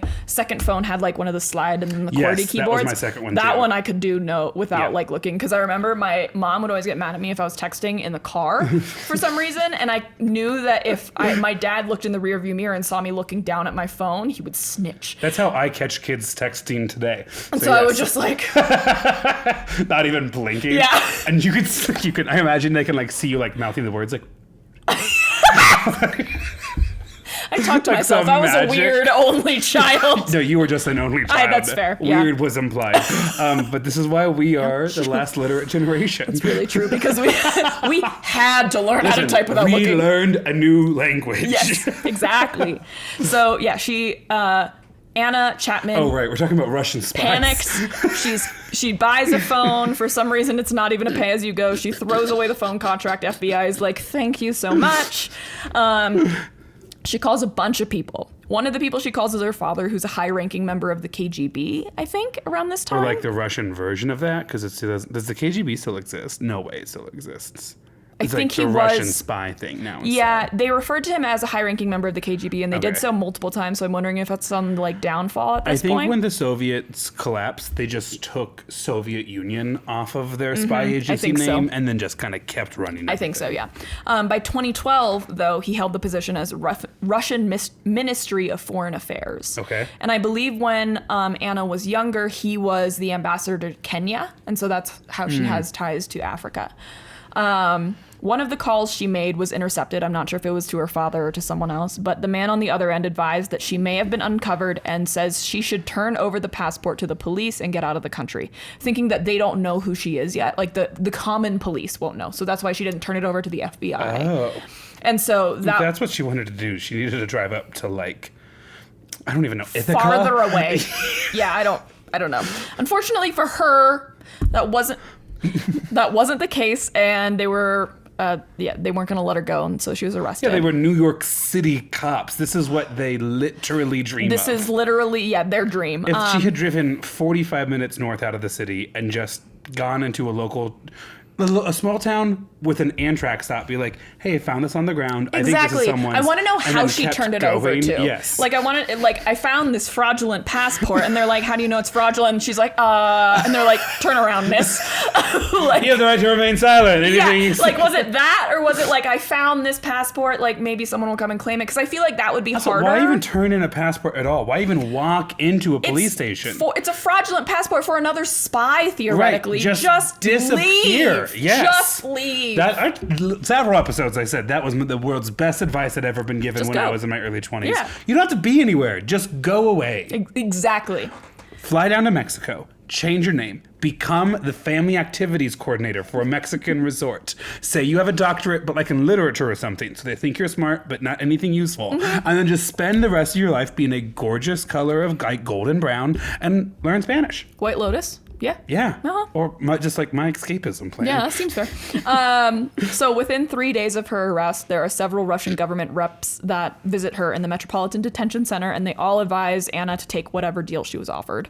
Whatever plea deal. Yeah. Because again, they haven't gotten any good information from her. So but how do Russian officials know they haven't gotten any good information out of her yet? I don't know. Oh, you mean the Russian officials are like, you have given us nothing of use. You cannot be that connected right now. Just like, I think they were also advising everyone to do that, because at this point, we're going to talk about it for a second in a while, but I think the Russians have collateral, as in they have some US people, and they know that no one's really gotten any good information on each other. And so they know that if all of their spies plead guilty, there's a good chance that they can just swap them and get them back. Once you are in prison, we can just bring you back. We can just bring you back to Russia a different kind of prison. Yeah, exactly. Yes. Russia is not the most downloaded country for us, but we have a couple. We have a few. Hello. Yeah, hi. If you're Anna Chapman, I'm sorry. So now I know what you're thinking, Grant. Do you? 'Cause What I'm happened? thinking about so many things. What happened to Bill Staniford, CEO of Property Shark? You see, you have gotten so much better at emceeing, because that's very funny and not at all what I was thinking. You're welcome. Yeah, what happened to long-term boyfriend of Russian spy 6 and months. founder of Gayro? That's super long-term. That's fair. Yeah, that's super fair. Following this, Bill Staniford gets nervous. Not that he has any connections with Russia. It's more like a anxiety nervous. Like, ooh, they might think maybe I'm connected. Because not only is he dating Anna Chapman, one of the other people that was arrested was Cynthia Murphy. Her real name was Lydia Guryeva, who had worked with him since 2000 as his accountant. So he just accidentally been like payrolling like a lot of the Russian spy mission to Like us. at least 2. What are his connections to the government We'll talk about or contractors? So Guryeva was arrested. She had been in the process of cultivating a relationship with Alan Patrikov, who was the co-chair of Hillary Clinton's 2008 presidential election. That I remember a little bit too. Yes. Well, they picked the wrong horse. Yes, That's so they really funny. did. That really sucks. Boy, I mean, in 2000, it's a coin flip in 2008. You have no don't idea know. who's going to win. Exactly. So Hillary Clinton was actually probably the safe choice. Wow. yeah. Guryeva's husband, Vladimir Guryev, was also in the U.S. under the alias Richard Murphy, and they were married. They were living in New Jersey. When they were arrested for being spies, a neighbor is quoted, "They couldn't be spies. Look what she did with the hydrangeas." And I'm proud to be an American. Listen, I know Russians, okay? They would never do something this English with their garden. Hydrangeas are so ugly. Meanwhile, you would get arrested, and that random couple would be like, "Yeah, I saw him digging in his front yard one night." Every year on America's birthday, they set a huge fire. They couldn't be spies. I just love that label of neighborhood gossip. They're not even like, "No, I hated them." They're like, "They couldn't be. They're too dumb." I've seen them drink Grey Goose, a famously French vodka. I think you got the wrong family. Now there's this black family down the road, because you know it's also a racist couple. 100%. It's thought that the spies were also targeting Bill Staniford. Because he's such an easy mark. Apparently, I don't know. He's just a guy that loves love. He sees boobs and he's like, "Anyway, I couldn't think for the rest of the day." I love love and I believe in giving immigrants a fair shot. Sorry if that's a crime. Oh, Staniford. Oh, Staniford. They think that they were targeting him because since he was ex-Marines, they were kind of expecting him to eventually go CIA. Oh, they were like, surely this man has some kind of vision for his Similar life. to Hillary Clinton, they bet on the wrong horse. Surely this ex-Marine isn't going to be satisfied with just renting apartments in the Bronx. I put this at the end, but we can talk about this right now. He did run for Congress or run for the House of Representatives. Congress, yeah. Yeah, in 2022, he ran to represent the 4th Congressional District of New York. Okay. And he did not even make it onto the ballot. You do got to get signatures. Who won Anyway. the 4th District? I looked and I did not write it down. It wasn't George Santos. We No, confirmed it was wasn't not. George Santos. I would have remembered that. What a crazy He would turn go of on events. later to fail to lose to who we are sure is a Russian spy, George Santos. He's confirmed it, actually. That he's a Russian spy. In that interview with Z-Way? Yeah. We need That to talk has about to be that. an episode. Yeah, I mean, we need to make that happen. That can be maybe our Breckenridge one. There That'll we be go. good. Okay. So Staniford had also been a linguistic cryptologist in the Marines. Okay. He focused on Cuba, Colombia, Peru, and Guatemala. His cousin, who he was very close with, was the Speaker of the New York City Council and a candidate for mayor in 2010. So he did have some like connections. Sure. Not any like Cuba was like an outstanding old connections. Russian ally, Yeah. though, and I think Venezuela also. Yeah. Like he specialized in some countries that had Russian interests, Yeah. or Russia had interest in them. And I mean, imagine if we found out that like Danny was dating a spy because one of Danny's exes ran for like comptroller or something like that. Like I know Denver and New York obviously not on Very the same different, page, but yeah. But that just it kind of is what it like. I think there's 27 members of the New York City Council. It's not like there's 5. That's really true. Well, he was going to be a state senator, so of course we had to get in there. Who knows what's happening in Albany?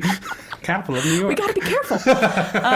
So he was interviewed a couple times in the span between when she was arrested and when Stanford now? Yeah, Stanford. Okay. He was interviewed a couple times between when Anna was arrested and when she pled guilty. There's like a 11-day like time period, I think there. And they're like, do you think she's a spy? Do you think it's real? And he said, like, given the evidence, I think she was a spy. However, I would bet you almost every single cent I own that she has no formal training in espionage and human intelligence. He then said, I feel bad for her, and I'm not exactly sure why. I just feel like she got used somehow. This is the exact strategy Agatha Christie's husband took the 10 days she was gone. No, our marriage was perfect, and nothing is weird, and I think it's all fine and legal. And also, she's a woman. Everyone's like, did you kill your wife? Did you kill the wife we have in custody right now? There is another friend of hers that is quoted saying that she was a bad spy, adding, quote, drinking champagne, tequila, vodka. She wasn't learning a lot. I think she was getting a life lesson. Yeah. I can tell you, I feel like Americans in general are more likely to trust you if they can see you having a good time. It's true. There's a big social culture, I think, in a lot of our places. I agree 100%. Anna Chapman was apprehended just 6 months into her assignment, which is so sad for those people who were there for decades. I don't think Rumspringer's usually cut so short. Rumspringer is when Amish people decide if they want to be Amish still or not and leave the Amish community for a certain amount of time. I'm now realizing I have no idea how long a Rumspringer is. I don't know either, but I mean... I do hope tequila and vodka and are involved. Champagne are involved, absolutely. Upon review of her finances, the U.S. District Court deemed her unable to afford a lawyer and appointed her a public defender. Oh, I love that. I know, isn't that the just... The system you're trying to bring down will now provide you legal representation. Yes. As we try to find you I'm guilty. proud to be an American. A little bit. In this one moment, I was like, listen here, you spy. This is your lawyer. If you cannot pay for one will be provided for you. And the lawyer's like, wait, she's gorgeous. And the whole cycle starts all over again. And it's here, dear Grant, that Anna Chapman is at her lowest, wallowing in an orange jumpsuit in solitary confinement in Brooklyn's Metropolitan Detention Center when, as she would later put it, quote, fame dropped on my head. Okay, one, weird use of that expression. Yep. So obviously not a first language English speaker. Yes. Second, her complexion and skin and a hair color would not go well with an orange jumpsuit. Like, I do understand feeling kind of like robbed of your magic. What did we drop on her? Fame. Go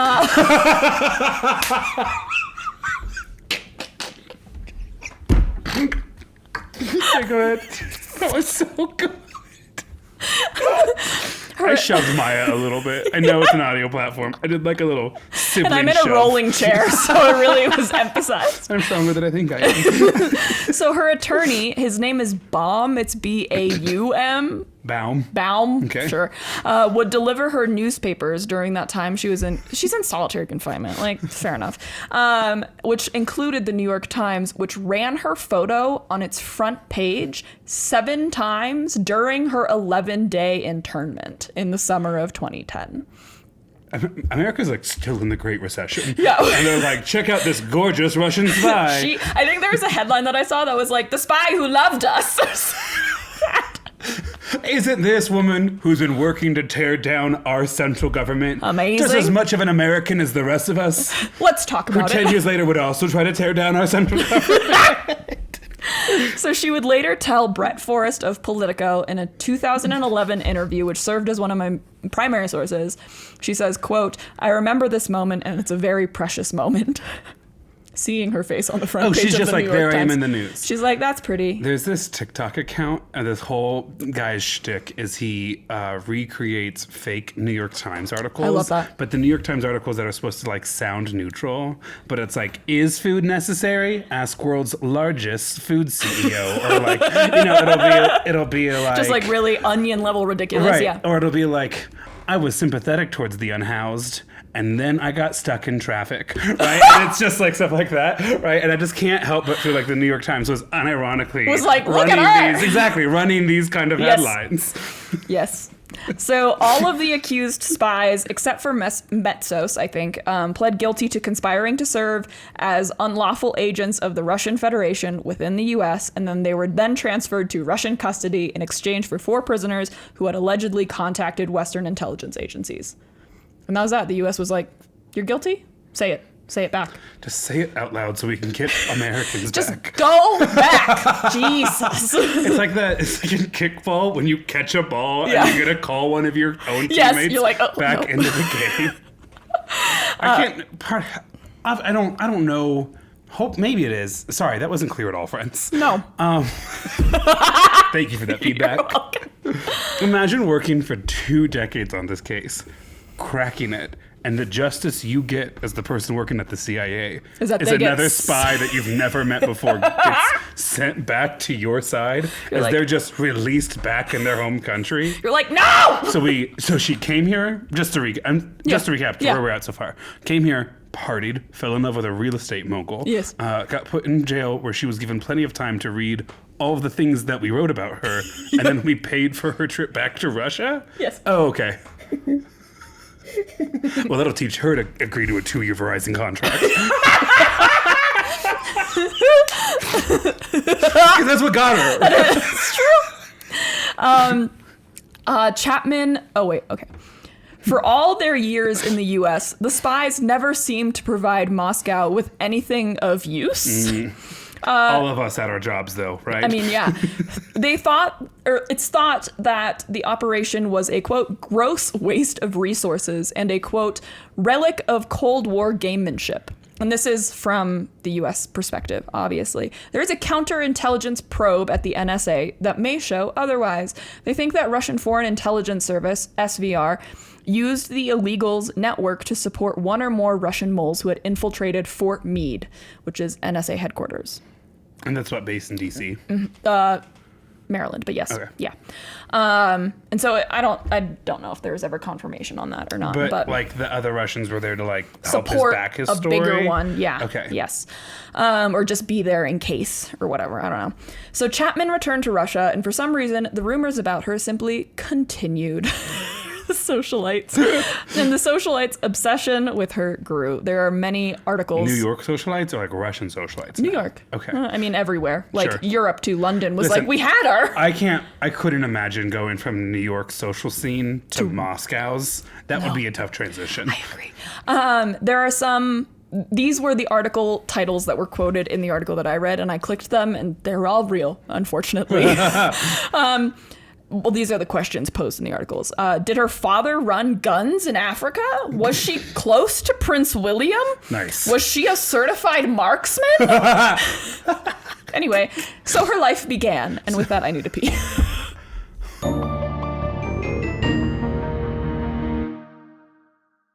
And we're back. Okay. Hi. Hello. I need to sit on my other leg. I need to make the other one numb now. My left one is so uncomfortable. Okay, so rumors are still spiraling. I don't know. I don't know what's playing. I don't know what's playing. I do not recognize What does it mean? All right. So rumors are still circulating. Rumors are still circulating. So she is back in Mother Russia. Right. She's like, well, that didn't work out. So now we're in Russia, and you know what I wanted to do? Become an entrepreneur. And I didn't really get the chance to do that in New York City, so I'm going to try and do that now in Russia. So that's what she's trying to do.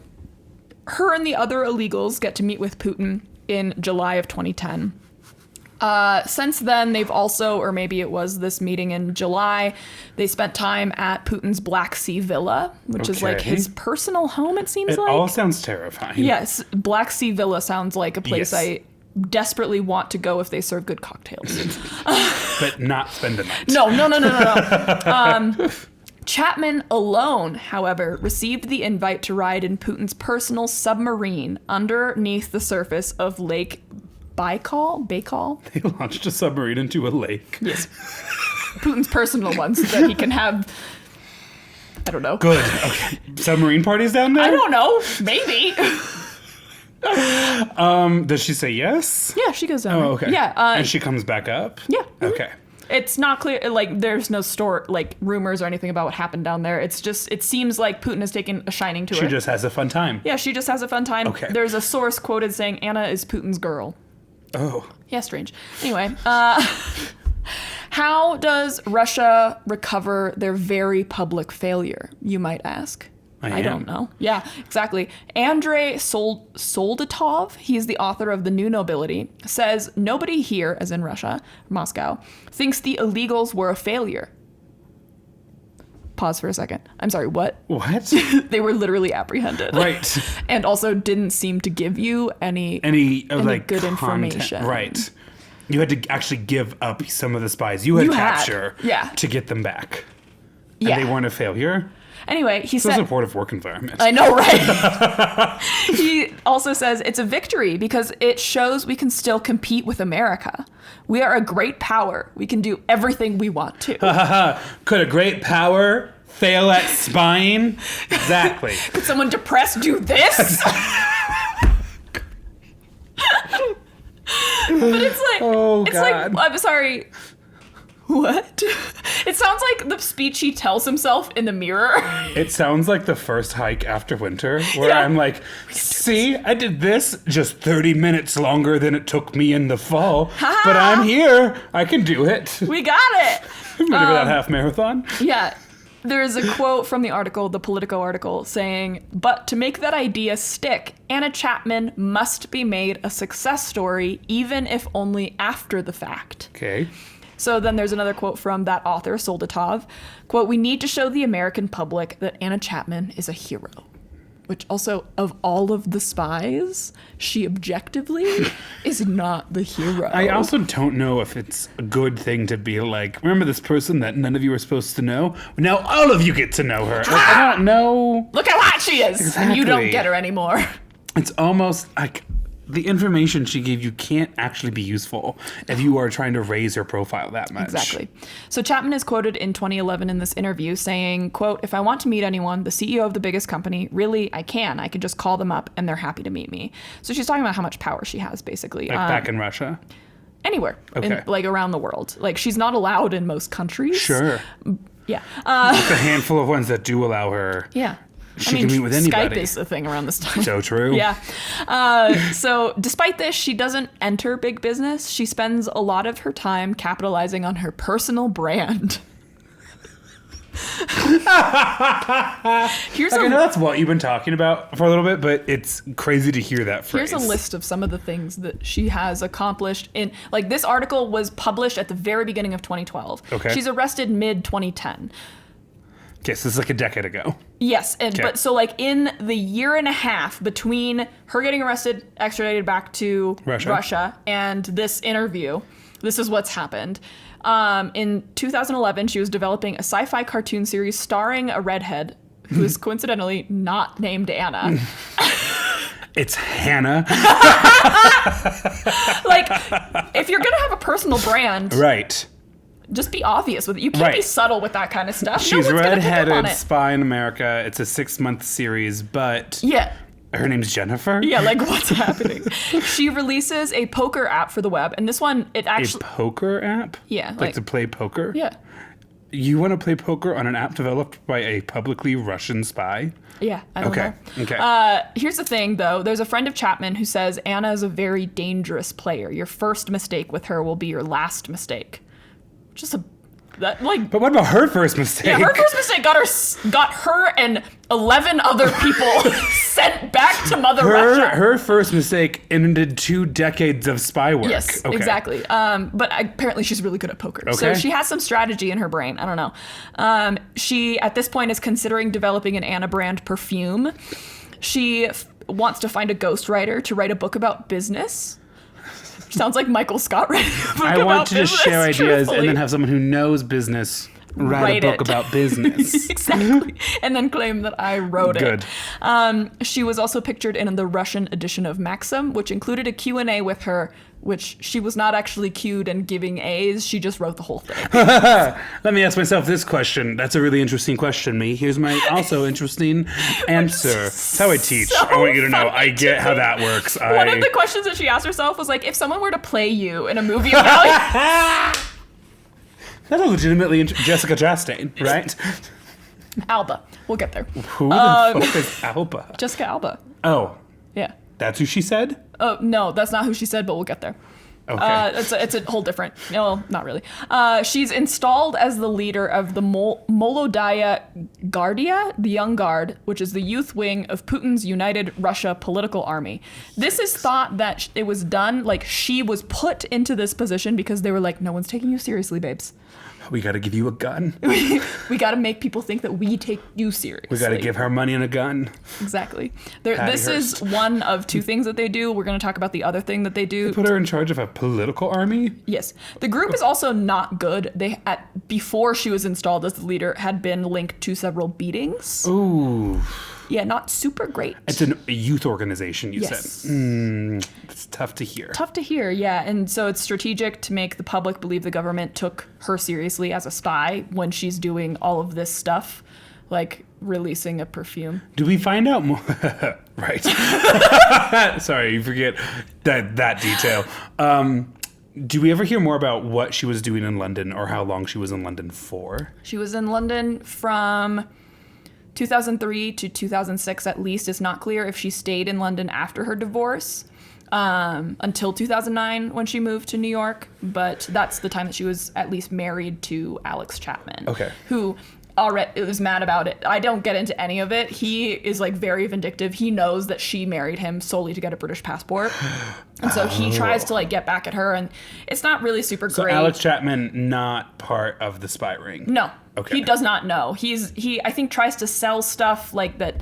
They're pictures of their marital bed or something like that to get revenge. I don't know. None of it worked in his favor. It all made Sure. her more famous. Of course. So anyway, I mean, yeah. that was one of the little rabbit holes I didn't go down. But also she, without the approval of probably her handlers, since they're trying to make her seem more serious, she starts a TV show called Secrets of the World with Anna Chapman.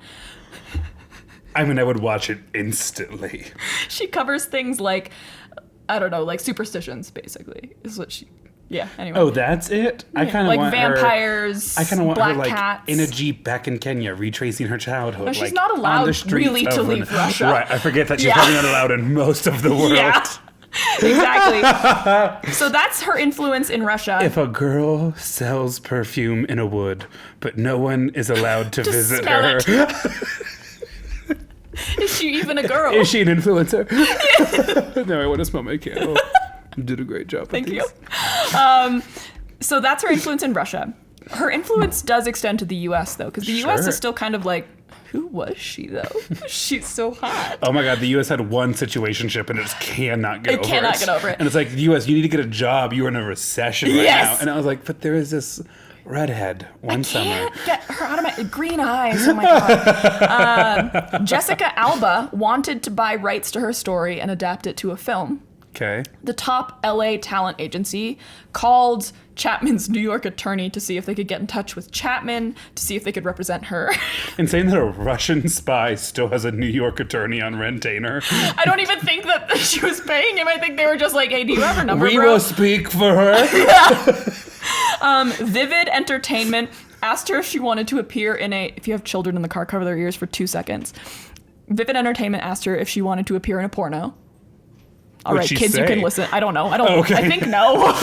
I don't know. She just seems kind of like interested in all business opportunities. There wasn't a link then She's an entrepreneur. to the video, so I'm assuming it was a no. It doesn't always have to be video. It's true. I mean, It's sorry, true. But I mean, She received an offer from Playboy offering several $100,000 to shoot a full pictorial.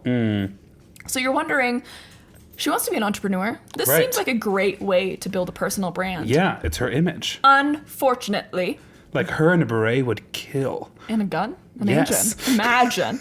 All black turtleneck. Yeah. Unfortunately, the plea deal Chapman signed forbids her from profiting off of her story. Okay.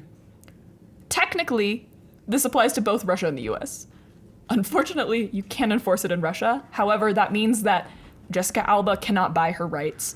Wait, hold on. Talent agency cannot. Do you, under this plea deal, couldn't you just make it and then not give her any of that money? Because it doesn't sound like she has rights she could give away then if she is forbidden.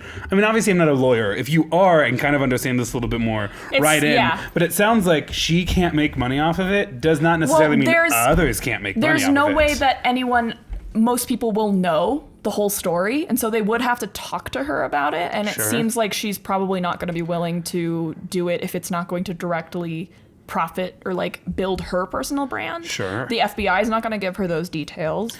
Do you think you could get like the interviews and stuff that she did with the FBI and things through a Freedom of Information Request Act? The Freedom of Information Act was used on this case, and I don't know that it was. I don't know how much interviewing they did. I love how much you and I have both gone down rabbit holes that we know what questions to ask sometimes. Insane. I didn't think that you were going to immediately have a response to that question. Cool. Please tell me. Most of the Freedom of Information Act that was released was in reference to their paymaster, Metzos. Okay. Because the FBI had been surveilling everyone for so long, I don't even think they needed to really interview anyone. They already knew what everyone knew. Sure. And so I don't know that there's really anything to know in those interviews. The biggest thing people were interested in is like, how did you catch these people? And so a lot of surveillance footage has been released, which is really fascinating actually. If you're interested in like what happens in real life spy work, there's real videos of Metzos doing brush passes, which is like the movie where you have something in your hand and you're walking past someone and you hand it. There's real videos of Metzos doing that with some of his spies, which is fascinating. And then there's a bunch of other videos of I don't know if it was Metzos or if it was some of the other spies, like marking things to show like where they were going to meet up, and then like the proof of them meeting up and stuff like that. I just want kind of like a funny feel-good spy movie of like a and it's like not an American because that would make you feel like concerned about national security. Yeah. But it was like, look at them try to fail. They're not even in the nation's capital. They're in New York City. I think that'd be funny. The problem with like the Americans and other stuff with her and Bill where they end happily. It's why James Bond is so fun to watch, because there's a lot of action and there's moments of tension, but not like it's like darkness, it's like, not like DC. Right, it's always like some vague, like the world's gonna end. And you always watch knowing, no, it's not. Yeah. And you can kind of enjoy it that way. But a lot of times, like modern spy thrillers are like, not even solving that, but it's like, are we gonna kill the person hunting for us? And it's like, I don't know. Are you? That's too intense for me. Meanwhile, it's just this woman that's like, I'm gonna go to a party, Melissa McCarthy's movie Spy is so... Have you ever seen it? I haven't seen it, but I know what you're talking about. It is one of my mother's and I's favorite movie. Anyways, sorry, continue. I love that. Okay. So she's not allowed to profit off of her own story in the US, like legally. I think she did look into it. I think that may be why her and her lawyer were still talking around this time, because it said that her lawyers had to go through the plea deal, and that's how they found this extra clause. So she returns to Russia, and the powers that be determined that she needed to beef up her CV in order to like be taken seriously. Because right now she's like someone who has like some stuff that was like kind of accepted if she spoke with enough confidence, right? But now it's like, ooh, yikes. And so she gets a job at a financial institution in October of 2010. What financial institution, you might ask? Do you have a guess? Lehman Brothers is gone by that point, right? I don't know. I'm pretty sure Lehman Brothers is gone by that point. I mean, that's not the answer, so. In 2010? Yeah. And it's a financial institution? Yep. Deutsche Bank? I don't know. Just kidding, it's not Deutsche Bank. Well, you're just letting me guess, and then you're like, interesting. I don't have an answer, but I think that's really interesting. No, she was given a job in the fiscal arm of the Russian space agency called Fund Service Bank, which this bank was known for embezzlement on the Russian railways. Needless to say, her role was ornamental. Sure. Of course it was. No way. Listen, lady, we can't have you messing up all of our corruption over here. Just so funny. You get caught. She was doing this, and then she like keeps going, and then they're like, "That's not enough. We need to make you the head of our youth political organization." Like, this happened first, where they were like, "Give her a chance." No. This is a quote from her in that 2011 interview. Okay. A quote from her answering a question she asked herself? No, like, no. Is it that interview? No, it's a different one? This is a different interview. This is the Politico interview. She said, "These guys in the bank told me I can get however much money I need. I just tell them, and so there the next day." Well, that's a nice sentence. Not how my life works. According to the bank, however, her pay is well-deserved. Quote, "Chapman will address the theme of protecting the planet from asteroids, meteor showers, and other factors that affect the civilization of the cosmos." Need I remind you, this is 2010. What? They're like, she's our number one defense against world-ending asteroids. Like, of course we have to supplement is... her perfume sales. If the world is gone, you can't even blame her. I want to know how long this gas is going to go for. It's still going. Today? Yeah. Okay. I think she has more of a personal brand. I didn't get fully into it. We'll talk about it. Anyway. She has like a Christmas album and stuff.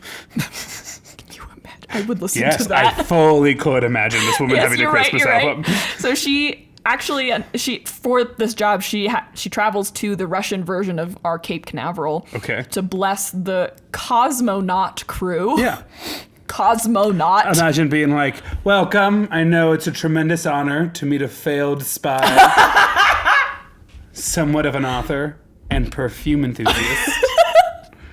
Anyway. Fly with confidence. Yes. I funded this trip."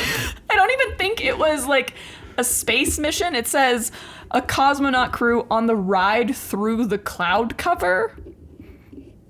I don't know what that means. Like on their way to the International Space Station? I don't know what that means. Just to get some flight hours in? Okay. Yeah. Anyway. And all of this was from 6 months of spying, which she gathered nothing and revealed an entire network. Right? Yes. Okay. But you're just definitionally failing up. Yeah, like why is one of the spies that was like there for a decade and a half not this? I kind of love that we've actually managed to reverse this situation and America's influence is now ruining Russia as opposed to how this woman was supposed to be ruining the United States. But instead we were like, reverse! We're like, her boobs are great! Left stump 2 times, right? Like we just failed so hard that we are now making Russia fail. Oh, God. So Brett Forrest of Politico interviewed her in Russia in 2011. He was given instructions to get to the meeting place. And the way that he describes it, he says like he was given instructions from like unknown numbers. And like it was very hush-hush on how to find her. But he like always knew when he got these instructions, it was like her. To meet her. Yeah. And so when he finds her, she is in an abandoned industrial area where there's a fashion house, and he meets her, and she's trying on a line of coats, which will be like her line of coats theoretically that this fashion house is like sponsoring. Anna Chapman's Yes, discreet. they're gonna call it AC actually. Nice. If you could respect it. Okay. She's trying on a line of coats for her camera crew who is shooting video for her website. She's always busy. She's always busy, and she's like maybe one of the OG YouTube influencers of Russia, it seems like. Through the entire interview, whenever the topics of her espionage were brought up, like whenever Brett brings up the espionage, her entire playful demeanor seems to really change, and she would start to get suspicious, and eventually he realizes that she's not suspicious, she's fearful, and he tells her, or she eventually like quietly tells him that powerful people had advised her to keep quiet. This is where this turns into like President Snow, Katniss Everdeen. Yes. Me, right? I've been feeling Hunger Games a little bit, but I was like, she's kind of a villain. Like, it's not inappropriate to make that reference. Oh, she's like on a victory tour, and she's like, I have to do this. Yeah, kind of. Maya! I know! I ran into this victory tour stuff maybe like 40 minutes before you showed up, and that's why I was like... Is that the title of this Welcome to New York victory tour? Oh, I love that. That's a good one. Yes, 100%. Okay. So no one seems to know what she did to the U.S. or what she learned that might be damaging to the U.S. Sure. This is a funny fact. I think I just threw this in here because this is where it fit best. In 2013, she proposed marriage to Edward Snowden. Yes. You're like, I actually have such a thing for nerdy guys with glasses, so I get it. For those of you who don't know, it's like the WikiLeaks guy. Yeah. Who had to flee to like the Costa Rican embassy or something? Something like that. I got the country wrong, I think, but like... He fled. Yeah. The famed NSA leaker over Twitter. And then when she was asked about it later in an interview on the Today Show, she refused to talk about it and said the interview's over. Like live on air on the Today Show? I think so, yeah. There's like many articles about how she... Oh, because she was probably zooming in. I was like, how did she get back to New York? She might have been there or she might have been zooming. I'm not sure what it was. But yeah, anyway, on the Today Show, she was like, this interview's over. And that was when they asked her about Edward Snowden? About her proposal to Edward Snowden. When you're embarrassed of your ex. President Snow was like, don't you fucking dare. You can do better. Reminds me, well, this story isn't necessarily super flattering, so we'll keep this friend anonymous. But we had a friend once who, you know, we were very supportive of their breakup for a really long time. And then you want to talk about other things, you know, and sometimes it's been enough time. Or we just don't need to hear about it when we're at this bar. And so we enabled a new rule that if we ever heard our friends say this person's name, they had to buy a shot right then and there for everyone who heard it. You would be shocked at how quickly we stopped hearing about that ex. They owe me many drinks. We love, but love much in the same way I think both of our parents love, which is like, okay, it's time for you to get over this. You gotta stop.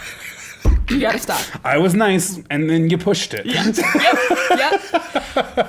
I'm kidding. So this is the part I was reading right at the end. This is the article that I don't remember which article this was, but this is a list of some of the people that Anna kind of made friends with. And this was released shortly after her arrest. I'm just going to read it. Chapman was a Facebook friend of a... Sorry, and this was when she was actively spying. These were the connections that she had developed? Yes. Okay.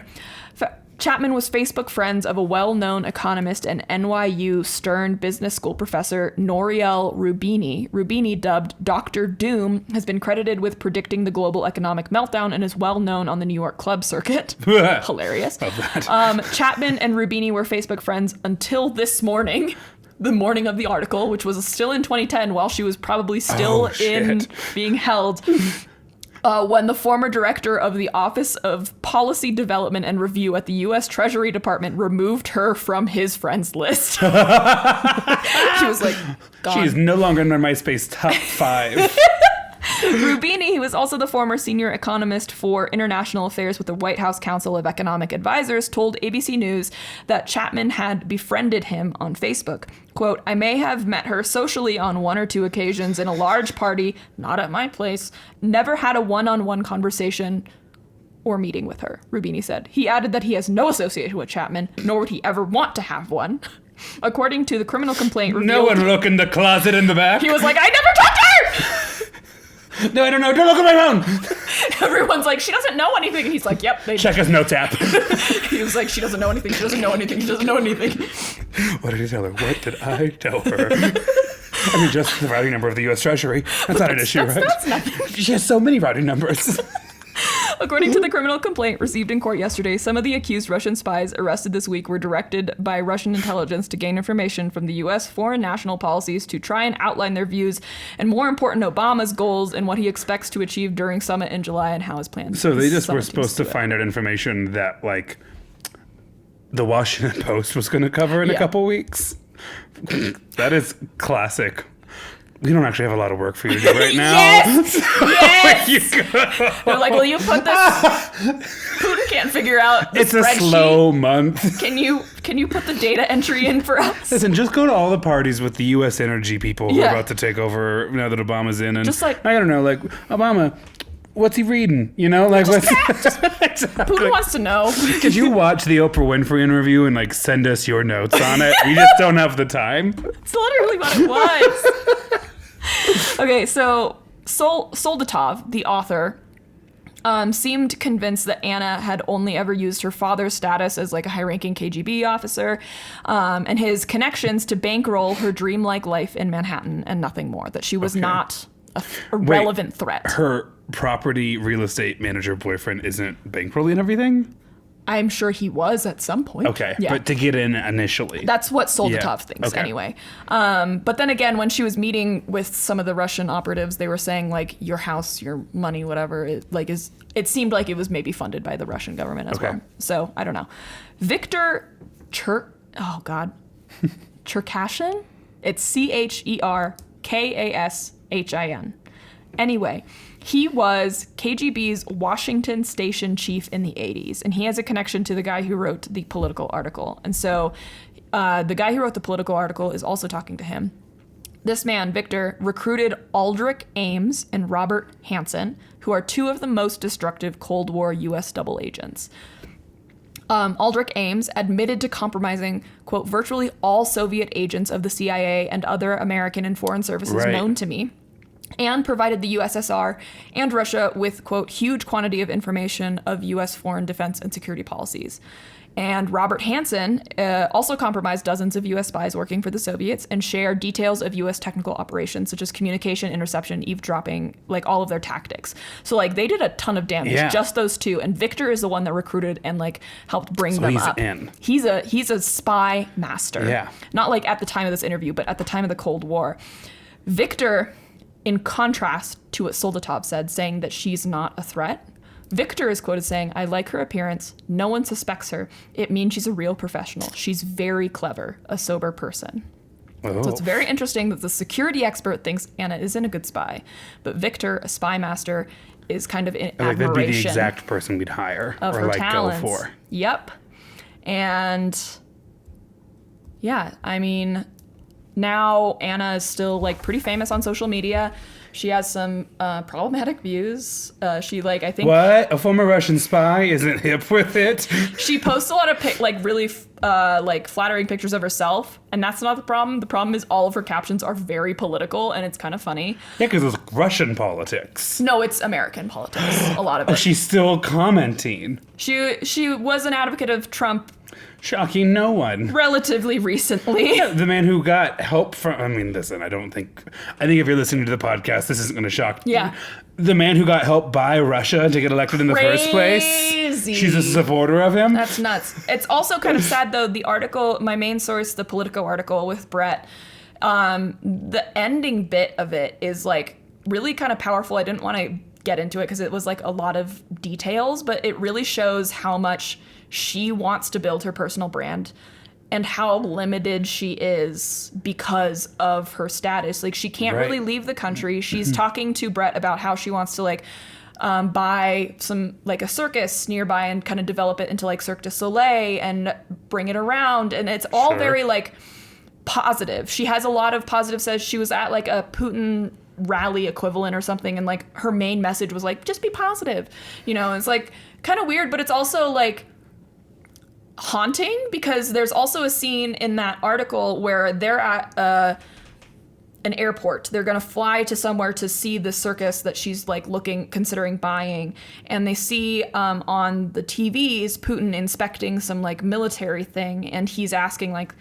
kind of like just friend to friend, like how is he, like is he like, do you like him or something? And she like raises her voice and like talks about how great he is. Oof. And then she has some like sad moments where she's like, yeah, freedom, like the stress of freedom can be really debilitating and that kind of thing. Because she was, at least in theory, prepared for a life where she would be kind of anonymous, that she would be working for the Russian government, but that her life wasn't going to be in the spotlight, and there is like a certain freedom of movement and stuff, and anything she does to kind of help with that mission isn't justifiable. So yeah, there's almost empowerment in doing whatever you want, and then to be sent back and instead to be made so public. It's the exact opposite life she had planned on having. And so now she's trying to build her personal brand, but at the same time, the Russian government is like still trying to put her on this pedestal, being like, America, see what we did, right? And like all this stuff, and putting. Which I'm not entirely sure what they think they I don't think did. yeah, whatever. Okay. But then they're also like putting her as like head of this youth thing. They're putting her in charge of like the finances for the space organization. And they're like, she has to put together some kind of career now. yeah, and so like whatever is coming out about her on social media, I don't fully believe is her. Sure. And that's not to say she doesn't believe what she like is coming out, but that is to say I think she is kind of in a prison of its own. Yeah, I think you and I are both in a situation where it's like we're not necessarily super sympathetic to the person, but sympathetic to the experience that you're having, which is like it's tough when your life ends up becoming the exact opposite of what you wanted it to be. That's a sad narrative to hear. And it's also sad because she met her husband in 2001, and it's kind of thought that she was groomed to be a spy or some kind of operative. So if she spent all those years leading up to it, and granted she was not good at her job, but like, or maybe she was, or maybe she really was. But you never know. That's not what the evidence seems to be. Yeah, but like 10 years leading up to it, imagine 10 years thinking like, I'm finally gonna get there, and then you just get like, you get control reversed, back into Russia in like a way worse situation. Like your dad was high up in the KGB, but that doesn't necessarily apply to you, you know. And so it's kind of a crazy situation that she's in. And yes, so I didn't do a ton of digging in. There's a lot of socio-political and international affairs effects of all of this, including some of the other spies. There's like some oil and gas stuff that happens. There always is with Russia. Yeah, and so I didn't get into all of that, obviously. But here are some pictures. This is the laptop she was working on. This was a photo. That's my work computer. It's like such a government-issued Dell. I know. It's like she was doing spy work off of She this. did spy on that. Is that another photo of her? Yes, this is a photo of her probably like at a club or something while she was in New York. This is a photo from her Instagram relatively recently. Is this her? The redhead, I believe. Yes. I mean, she looks good in that. She does look It's good. the earrings, I think. Yeah, it is. This is her. She also was able to walk some runways when she like got into her fame. Like in Russia, obviously. Yeah, but she really knows. Look how hot she is. I mean, she understands red is a color for her. Oh yeah. Yeah. 100%. She knows what her style is, and there's power to that. Oh, the last thing that I kind of meant to mention, that whole like sad bit at the end of that Politico article, the author Brett ends it on kind of this like crazy note where he is staying at a hotel in this other place where they're visiting the circus, and the next day they're supposed to take a plane back to Moscow, and that night she like calls him like to his like hotel room and is like obviously trying to seduce him. And so it's like kind of like, were you still working? Were you just playing him the whole time? Right. Were you getting on his sympathies so that he would tell you more? Like, I think he is Russian, but obviously he works in America. In the U.S. for in the U.S. magazine and stuff. Yeah. Yeah, and from what I gathered, it seems like he spends a good amount of time in Russia, but like, it's like you can't even believe anything, which really does make me think she was a good spy. But it's like I don't even know. Are you in a sad situation or not? Like I don't know. And it's.